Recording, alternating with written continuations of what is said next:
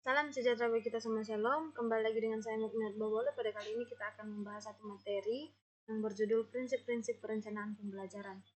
Langsung saja izinkan saya untuk membuka PowerPoint kita.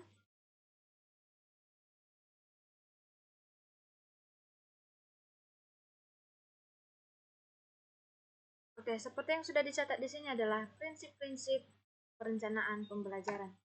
Sebelumnya kita perlu mengetahui bahwa apa tuh prinsip-prinsip perencanaan pembelajaran. Nah, seperti yang sudah ditulis bahwa prinsip-prinsip perencanaan pembelajaran ini merupakan panduan atau pedoman dasar yang membimbing proses perencanaan, implementasi, dan evaluasi pengalaman pembelajaran di sekolah.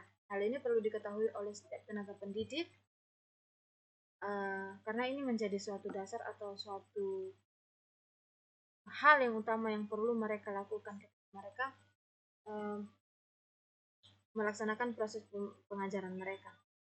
Nah, apa sih prinsip-prinsip perencanaan pembelajaran itu?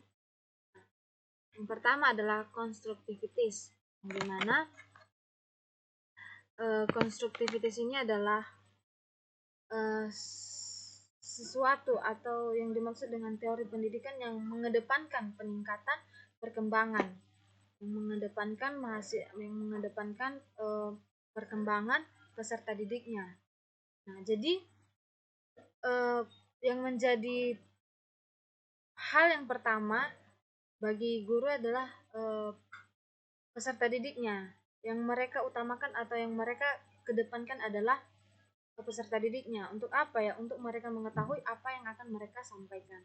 Jadi setiap apa yang mereka sampaikan, setiap apa yang menjadi proses perencanaan proses pembelajaran mereka, ya tujuan mereka untuk mengedepankan peserta didik mereka untuk mengetahui apa sih sebenarnya materi ini, membahas tentang apa dan lain sebagainya. Kemudian ada relevan.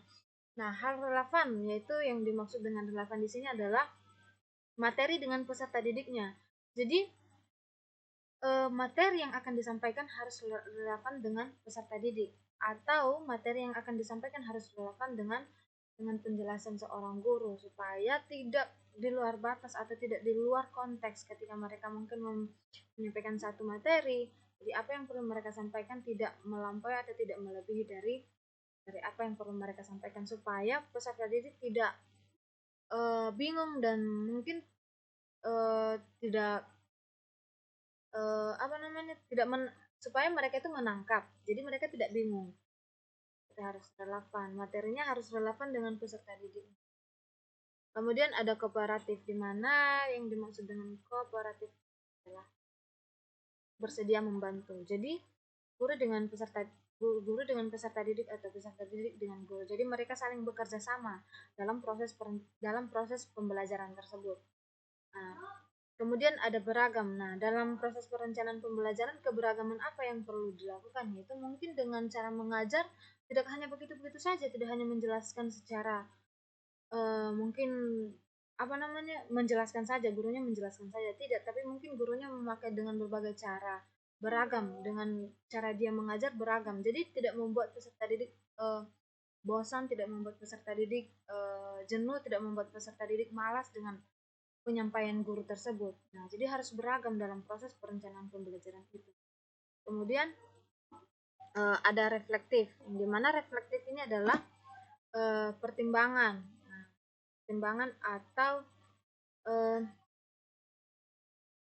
tentang dukungan yang dimana dalam proses pembelajaran itu apa yang perlu didukung, yaitu peserta didiknya, supaya mereka sama-sama mencapai tujuan pembelajaran mereka. Nah, apa kesimpulannya bagi kita? Bahwa prinsip-prinsip perencanaan pembelajaran ini sangat penting dalam proses pembelajaran untuk membuat suasana kelas menjadi lebih baik dan lebih teratur. Hal ini perlu diketahui atau perlu diperhatikan oleh setiap tenaga pendidik dimanapun kita berada. Jadi, mari kita sama-sama belajar apa itu prinsip-prinsip perencanaan pembelajaran dalam proses pembelajaran kita. Kiranya materi ini boleh memberkati kita semua, dan saya ucapkan terima kasih. Salam, Tuhan Yesus memberkati.